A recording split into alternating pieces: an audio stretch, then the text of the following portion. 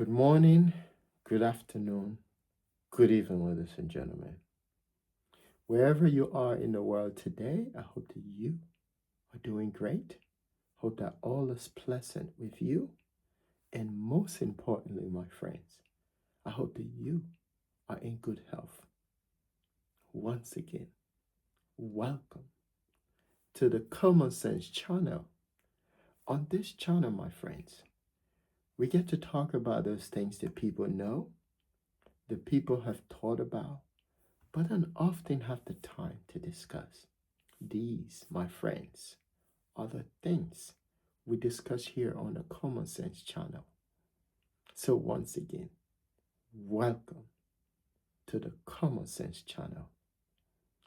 As I've often said, and will say again, in order for you to be free, in order for you to discover yourself, in order for you to fully emancipate yourself, you, my friends, must start to deconstruct, or you must start to debunk, or you must start to wash away, or take away, or extract everything that you was once programmed to. If you can do that, you will find lasting peace. You will find joy. And you will be enlightened. Those who are enlightened are those who have discovered not only the truth, but they, my friends, have discovered themselves. We are living in the matrix. I've often said this. We are being programmed. We are talking about thousands of years in the making of program. What is a program? A program are things that you do. Anything that has to do with your daily routine, or how you consume information, or how you execute information, or how you carry out certain things in your own personal life. That's a program. But beyond your own personal programs, there are others that are set of programs for you that you may know, that you may not know. But when you come into this world, blank. All humans come into this world blanks. Blank. You're like, you don't know anything of this world. And then you're programmed to the things of this world. Could be through your family. It could be through society. But because humans are inherently or genetically curious, those people that are planning on, or that are all at the point or already set up the program to get you programmed, they already know that you are inherently or genetically curious. How do I know this? I know this by just observing a baby. Look at a baby. It is out of curiosity that a baby crawls. It is out of curiosity that a baby walk. All humans. And then it is out of curiosity that a baby stand up and start to explore the world. Curiosity are what makes humans. So if you are out here in this world and you're docile, you're not trying to understand those things that are hidden from you, if anything should happen to you, you do not blame no one but yourself. That's what in the organized religious text, they said God sent the prophet to warn you, to inform you, to educate you, to tell you of those things that are hidden in the dark. Even in the matrix, there are always going to be people that are on the fringe of the matrix that have seen what's happening. I'm one of those people. That's why I don't deviate. Anyone that been following me from the beginning of my evolution on my platform, you will discover that I'm being consistent, because in the matrix, there are a lot of distraction. There are a lot of paid actors that are their sole purpose is to help keep the matrix going. They may look like you, they may act like you, they may resemble you, they may do the same kind of things that you do, but they are all actors working in concept with everything that the matrix has for you. So when I come on my channel, even if one person watches my video, I'm okay. You understand? Because what I stand on are principles and values and ethics, a morality that no one can give you. The only way you discover these things is when you discover the self. And that's what Jesus, the Christ, Yeshua HaMashiach, was trying to teach the people. And because he was trying to teach the people of who they are, he got in trouble. You see that in our world today, whether the Jesus story is real or not, but you can use that story to enlighten the self. You can use that story as a guide to discover the light. You understand? And this is what I do. From the very moment, from the onset of my journey on this platform, I told myself that I will not be distracted. I will not be distracted. I will talk about those things that are driven by deep conscious thought and deep conviction of what I see happening in the world. And my hope and prayer has always been for mankind to see these things. Our world is not what you think. Everything that happens in this world, they are happening by design. And they are flowing by historical event that you don't know. That's why I'm a lover of history. I remember when I first came to this country, when I started school here, because I graduated from high school when I was 16 years old, young. When I came here, that was not even relevant. I begged and I pleaded and I explained. No one would listen. So I had to prove myself. But I'm grateful that that situation happened, because had that situation not happened, I would not have discovered what I discovered in high school. And I remember sometime I would sit in high school in class, and I would see the teacher, especially the history teacher, talking about things. And I knew there's something wrong. You understand? And I knew something was wrong because I was looking at it from a different angle.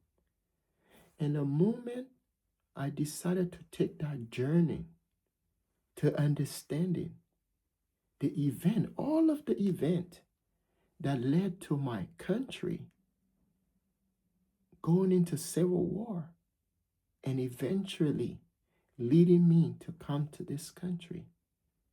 When I discovered that, I was upset, but not that upset. So I set on another journey to understanding other parts of the world, starting with Africa and subsequently leading to South America, leading to the Caribbean, and leading across the globe. And then at the end of all of my research, I did all of this while I was in high school. Then I started discovering a different person. So when I come on my channel and when I talk about the things that I talk about here, they are coming from, of course, from my ancestors, but they are coming from research that I've done to discover who I am and my experiences in this world since I've been here on this planet. Some of the things I've encountered, some of the people that I've met along my journey, because I'm still on the journey, and some of the things that I've experienced as a child, as a teenager, as an adult, and up to now. To whom much is given, much is expected. When you find yourself, which is a good thing, whatever is it you are, whatever is it that your sexual orientation is, whatever is it about you that no one knows about but you, when you discover that, your personality, whether they are multiple personalities, whether you're bipolar, whatever is it you are, when you discover those things, don't be ashamed of them. Embrace them and use elements of them to the best of your abilities. Don't be ashamed of who you are. Embrace yourself.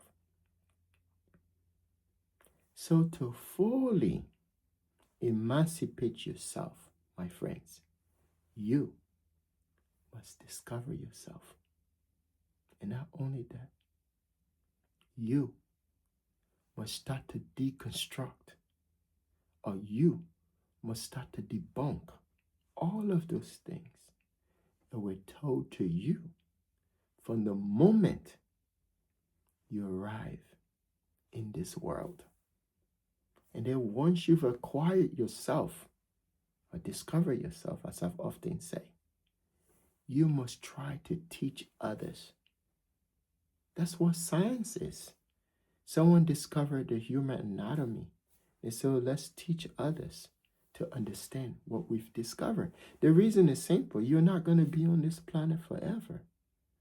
Whatever is it you know how many, the richest place on this planet, it's not even the earth, although it's on the earth, but it's the grave. Because a lot of people with many talents did not have the time to share those talents and or gifts or abilities. They took them to the grave because either one or two things. They were pessimistic. They were not sure of themselves. They were scared. They were timid. They were sellout. They were cynical. They were selfish. They only care about themselves. So they didn't have the time to teach one, teach all. You understand? So always do your best to discover yourself. That way, you can easily emancipate yourself from every other things that have kept you in bondage, including those things that are in our world and those things that are hidden from you. So that being said, I want to talk to you about human right. That's our talk for today. It's going all around now about human rights. And there's no such thing as human right. Human right does not exist. If you look at biblical time or medieval time, you look at women. Women are often the ones that get the heaviest blow when it comes to human right. Now, what is human right? We have a universal body that sets morality, that sets the moral principles, ethics, and values, and other things that are all make believe or um, a facade.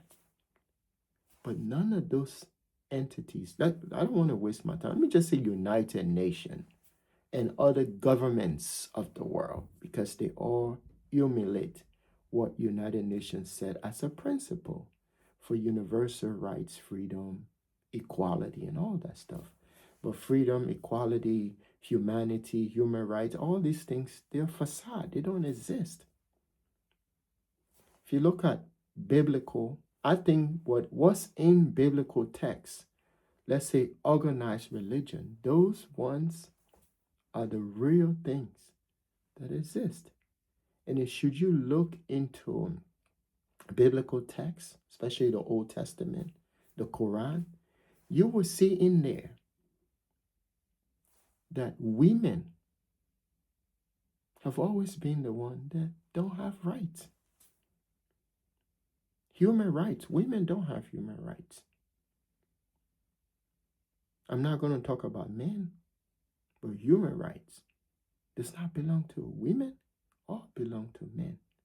But women get the blunt of it. And Jesus himself shows. It's not me talking. I don't just talk about things. I study scriptures. I study scriptures to the best of my ability. I'm just going to leave it at that so I understand. I always try to teach you so you can see where all of this human rights thing come from. But it doesn't exist. So let's look at religious texts. You look at the Quran, it's the same thing. The Quran sets some guidelines for women, but we're looking at the original Quran, not the one that was tampered with. Although some people said you never tamper with the Quran. But when people bring in culture into religious texts, then it mess it up. But if you look at the text itself, you see women have some little right. Man is always on the top. But the Creator does not see it that way. The Almighty does not see these human rights that I think no governments, no organization, no power on this earth can guarantee. These are rights that you were given to. From the moment you were born, those rights cannot be guaranteed by earthly powers. You understand? So if someone tell you we have in our charter that these rights are human rights, they're lying to you. It never existed. So let's look at religious texts. Women has never had the right, they are humans, to decide who they marry to. Women were sold as slaves. Typical example, Abraham, the so-called father of all nations, had slaves, and they were women. He even messed up with one. That's what they tell us, that it could be more than one. But we're told it's one. She didn't have the right to even say no to him. That's rape.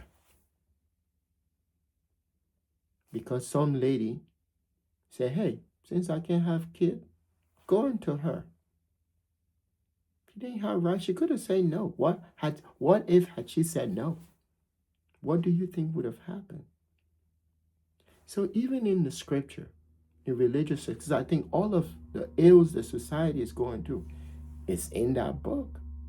The book actually tells you the truth about what it was then. And it still is today. So all of these nonsense, United Nations and governments of the world talk about protecting human rights. These are all nonsense. When Jesus came, Yeshua HaMashiach, there was a typical example in the book, I think in the New Testament. There were people, a bunch of them had gathered around this lady, a woman. I just show you how human right doesn't exist. It's in the book. No one has replaced that. It's still there. So any of you watching my video, you come out, you start talking, you need to go read again. Because on this channel, I don't deviate. I don't flinch. I'm not scared. I stand on the truth. And that's what I do. You understand? All human beings are born with inherent rights.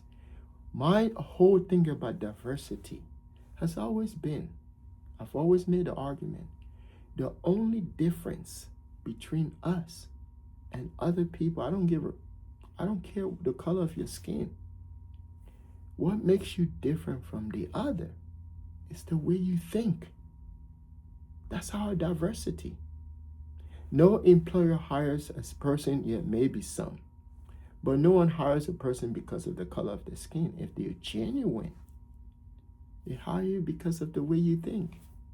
Can you solve problems? Are you capable of solving problems? Not just any problems, but complex problems. Are you able to think beyond what others are thinking? That's why people get paid big bucks, because of how they think. So it has nothing to do with the color of your skin. But society makes you want to believe that. Why? Because of all the ills that have happened to humanity. All of them stems from the biblical text. So I don't want to lose my train of thought. There's an incident in the Bible, in the New Testament, when there are this bunch of people, that most of them were men, maybe, possibly, some could have been women standing there. And they were about to stone this lady because according to them, she was slave to someone. She shouldn't have the right to have one or two boyfriends because they think that was wrong in their head. But how do you find partner? I'm not justifying promiscuity. But I'm just saying is, no human being can tell you honestly that they are pleased with one man, especially women. Some women can be with their husband and they're still looking at other men out there. It's the truth. Maybe that could have been her crime. But you live in a world, in a society, in their own time, where women, they have the right to fantasize about other men. And we see in our world today, they tell us that you are supposed to get married to one woman. And men are slowly dying because they're depressed in their home. You're only allowed to get married to one man. And women are slowly depressed. And they're regressing with their fantasies. Understand? So, and when they're about to stone that lady, then Jesus, Yeshua HaMashiach, who in his infinite wisdom and enlightenment enters the pictures and says, who amongst you that has never done such a thing? Cast your stone. And according to the story, none of them could, because they're all guilty. And this is our world when it comes to human rights. Those people that sat down and craft this fictitious facade called human rights, they know it doesn't exist. That's why thousands of women, babies, men, old men can be slaughtered in Gaza, in Lebanon, in Africa, in Europe, in South America, in Israel, in Iran, wherever in this world. And people would only babble. But there's nothing gonna happen. No one is gonna take no meaningful actions other than protest. If you truly believe in human rights, something tangible must be done. And some of them will fall to a God that was given to them by colonialists. And let me tell you, you know why the European Jews became an atheist? It's because their entire history, their history does not match what was in the book. I'm talking about European Jew. I'm not talking about Zionist. I'm talking about European Jew. These people, they sat down in Europe. I mean, if you think what Hitler did to the Jew, or the Jews, European Jews, were the first time in history, you haven't really done your history. You haven't really studied history. You should deep into it. And that's what I've done. You understand? What happened in 1942, 41, 42, 43, 44, 45? European Jews, that was the turning point for them. It's so ironic today that whatever they had gone through in Europe is what's happening to the Palestinian today. It's so ironic. One would have hoped for, I can imagine that young man, that young woman that went and died on the beaches of Normandy in Europe to free, because I don't think it was all about freeing European Jew from Nazis. Nazis! No, I don't think so. There are other underlying reasons, but fortunately, that became the main thing, or the main factor in all of World War II. But then excluding the other people that were murdered, because if you add what Hitler did to the gypsies and the other people, and including Joseph Stalin and all that stuff, and the German people, the native Germans, that would just overwhelm what happened to the 6 million Jews. I think that number is more. But this is our world, because human rights was not the key thing. Even then, in the 40s, all the events that led to 1945, human right was not one of them.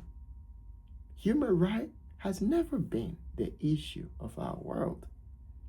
The main issue of our world, and if you don't know, it's mineral, raw material, land, water, air. You understand? These things are the main issue that humans continue to fight for. As long there's not much land, if you look at the world, there's not much land in the world. 75% of the world is water. 75% of the world is water. And that's why I think humans are the world. Because if you look at the human body, most of the human body is comprising of water. So is Mother Earth. So that's why we come from Mother Earth and we go back to Mother Earth. So these are the things humans are fighting for. As long as technologies continue to advance, as long as the world population continue to increase, it's not going Technology is advancing rapidly. So the more technology advances, the more human lives longer. So when humans are living longer now, what do you have scarcity of? Land. What do you have scarcity of? Food. What do you have scarcity of? Water. What do you have scarcity of? Natural resources. It's not just mineral, timber, those things that help build things, make things. You will have scarcity of them. Now, once you start having scarcity of them, then what would you have more? Wars. So when wars are fought, you may not see it on the surface, but deep down, it all boils down to natural resources. The scarcity of them. Like we look at what's happening now in the Middle East, that can have a Pandora box or a trickle-down effect or a slippery slope. Soon, if nothing is done to stop what's happening, the carnage of what's happening in the Middle East. It's not just oil. I mean, a lot of people are thinking about oil, gas price. But what about transportation? What about food? Although oil brings about all of these things, you need gas to run the transportation, to deliver the food, But you have to think about all of these things that are all connected to the resource that will be scarce. Now in Southeast Asia or in part of Asia, they are running low on the very natural resources that will become scarce. And if we're not looking at these things to find a situation, and then to see United Nations distracting the world from the real problem, which is the war that's going on. Human rights, there's no such thing as human right. There's never been human right. Okay, for instance, let's make an argument. Even if you're not getting minimum wage, getting paid minimum wage, that's a human right issue. Not getting adequate food, that's a human right issue. Don't we have these happening in our world today? Being exploited at the global stage, sex trafficking, sexual crime, crime against a race of people, crime against a culture of people, crime against and people who don't look like you, people who don't act like you, people who don't think like you. That's a human right issues. Drugs pandemic or epidemic, those are all human right issues. So if you're just looking at something that happened long time ago to say this is human right, is that the only human right issues? Reparation is also human right issues. Taking someone's resources and paying them less for it, or to nothing, that's a human right issues. Designing a system that will break down an entire economy of a country, that's a human right issues. So if you factor in all of these things, or if you decide to just look at one areas of human rights, you are being disingenuous and you're not telling the truth. And that's what you see in United Nations, and you see that in governments across the globe, because they know the reality. And the worst of all is only a few people calling the shot. The people who has always been behind all of these laws that are governing the world, starting with religious texts. I think if people can leave, especially organized religion now, if they can leave religious texts alone just like how it was designed, like a wise man said, if only people can practice their religion the way it ought to be, the world will be in peace. But some of these people bring in their cultural values, their cultural things, whatever is it, their cultural practice, and they infuse that into religion. And I think culture is the dominant force more dominant than religion. And that's what people infuse with religion. If you want to accept religion, if you want any culture to accept religion, you must infuse that culture into religion. That way it's more acceptable. You understand? That's why women always been at the receiving end of all the terrible things that has to do with human rights. In our world, no woman should go to give birth and don't have a place, a safe place to give birth to a child. That's a human right issue right there.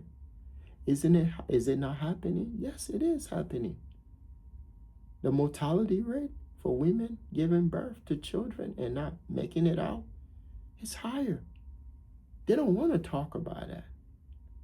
They don't want to talk about crime in the hood, crime in the ghetto, or crime in cities, states, countries that are involving human beings, innocent people. They don't want to talk about that. You understand?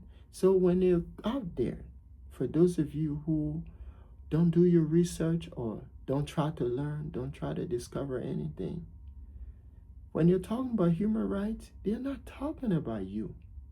They're not talking about anything that has to do with that so-called facade called human rights. They're talking about natural resources. And in order for you to get natural resources, you have to violate human rights if it exists.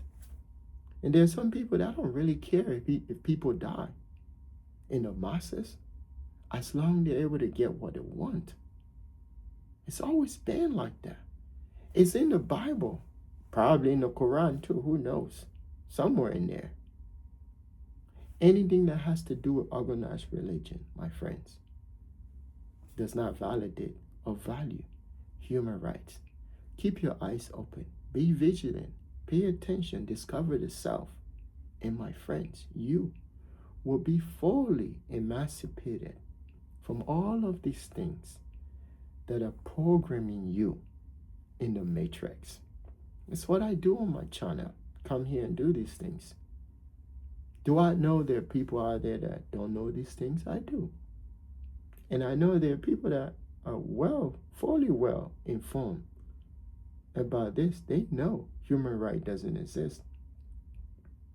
If human right exists, even the people that are living in the Amazon layer, rights will be protected. Even the most primitive lives will be protected. I stand with life. Yes, I stand with life, because anyone that witnessed life exit the body, it don't just exit the body like how Hollywood show you. It's a process the person goes through before that thing leave. And that's precious. So again, I want to thank everyone for supporting me, watching my videos. I want to thank all those that have remained subscribed to my channel. I appreciate you. I honor and thank you. I hope you're learning. Even if it reach 1 or 2 person, I'm cool with that. Because when you do these things, you're standing on truth. And you're standing on the principles that are governed or that have always enhanced the truth. You cannot hide the truth. The truth will set you free. Say, Jesus the Christ, Yeshua HaMashiach. I want to thank all of you again. The greatest thing that could ever happen to you, my friends, it's not the day you were born, not the day you had your first car, the day you graduated from high school, college, the day you became a lawyer, doctor, engineer, whatever it is that you're working on. The greatest thing that could happen to you is the day you discover yourself. Because from that day on, everything will start to make sense to you, including understanding that there's no such thing as human rights. It's a facade, and you have to know it. Thank you, and have a blessed, pleasant day. Thank you.